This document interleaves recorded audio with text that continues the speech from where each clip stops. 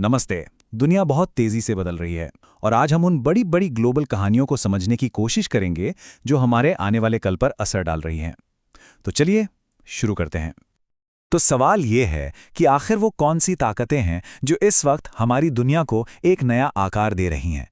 Geopolitics से लेकर space तक, आइए इन सभी ट्रेंड्स को एक-एक करके समझते हैं। तो आज हम किन चीज़ों पर बात करने वाले हैं? जियोपॉलिटिक्स की नई शतरंज, दुनिया भर में चल रहे बड़े संघर्ष, भारत के आर्थिक इरादे और आखिर में ब्रह्मांड से जुड़ी कुछ हैरान कर देने वाली बातें। हर टॉपिक अपने आप में एक पूरी कहानी है। सबसे पहले बात करते हैं उस ग्लोबल चेस बोर्ड की जहां भारत एक बहुत ही जरूरी खिलाड़ी बनकर उभर रहा है और इस खेल में दो बड़ी शक्तियां अपने अपने दांव चल रही हैं। यहाँ दो बिल्कुल अलग अलग रणनीतियां देखने को मिल रही हैं। एक तरफ है चीन, जो भारत के पड़ोसियों के साथ मिलकर उसे घेरने की कोशिश कर रहा है। इसे चार्म ऑफेंसिव कहा जा रहा है। और दूसरी तरफ है यूके, जो भारत के साथ मिलकर एक लंबी पार्टनरशिप यानी विजन 2035 की नींव रख रहा है।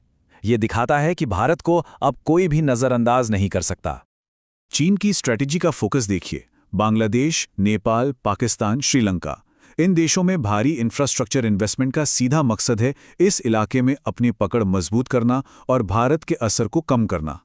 तभी तो सोशल मीडिया पर #चाइना साइलेंट एक्सपेंशन जैसा हैशटैग ट्रेंड कर रहा है। अब जरा सिक्के का दूसरा पहलू देखते हैं।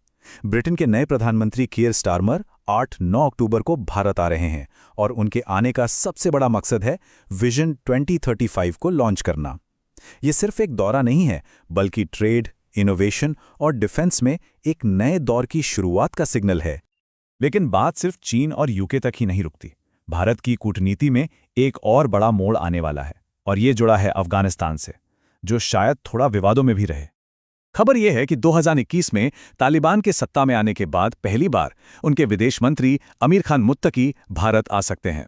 ये एक बहुत बड़ा डेवलपमेंट है और ये इस बात का संकेत है कि भारत और तालिबान शासित अफगानिस्तान के बीच रिश्ते सामान्य हो सकते हैं।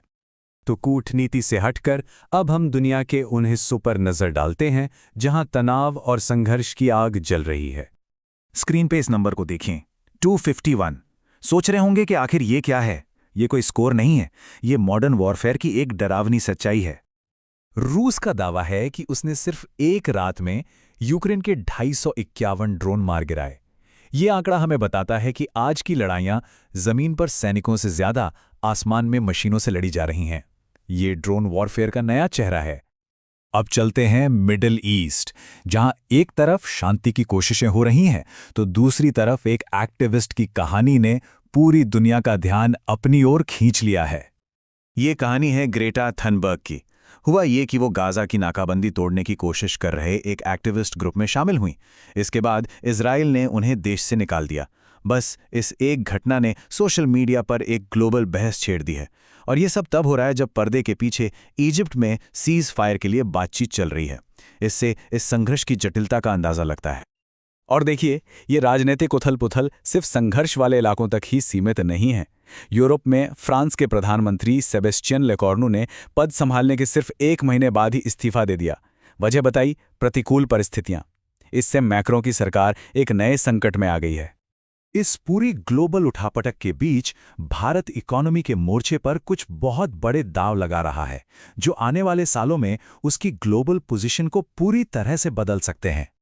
भारत की सबसे बड़ी आर्थिक योजनाओं में से एक है रुपये का अंतर्राष्ट्रीयकरण। अब इसका आसान भाषा में मतलब ये है कि भारत चाहता है कि दुनिया के देश डॉलर या यूरो की तरह रुपये में भी एक दूसरे से व्यापार करें।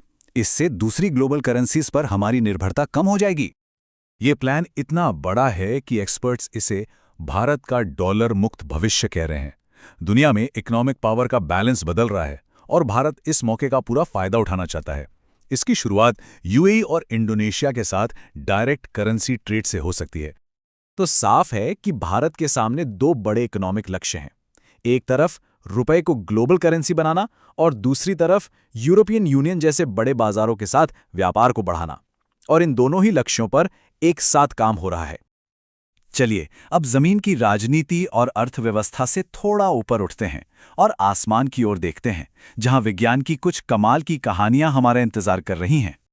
420 किलोमीटर, ये दूरी शायद दिल्ली से चंडीगढ़ जितनी भी नहीं होगी, लेकिन जब ये फासला धरती और एक एस्टेरॉयड के बीच का हो तो ये अविश्वसनीय रूप से बहुत ही करीब है।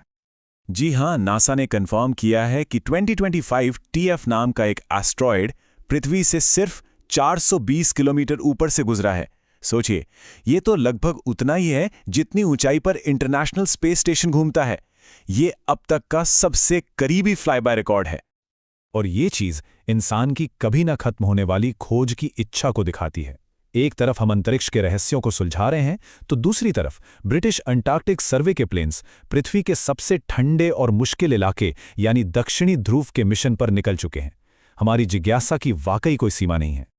और आज रात एक ऐसा नज़ारा है जो हम सभी को एक साथ जोड़ता है। 2025 का सबसे बड़ा और सबसे चमकीला हार्वेस्ट सुपरमून आसमान में दिखाई देगा।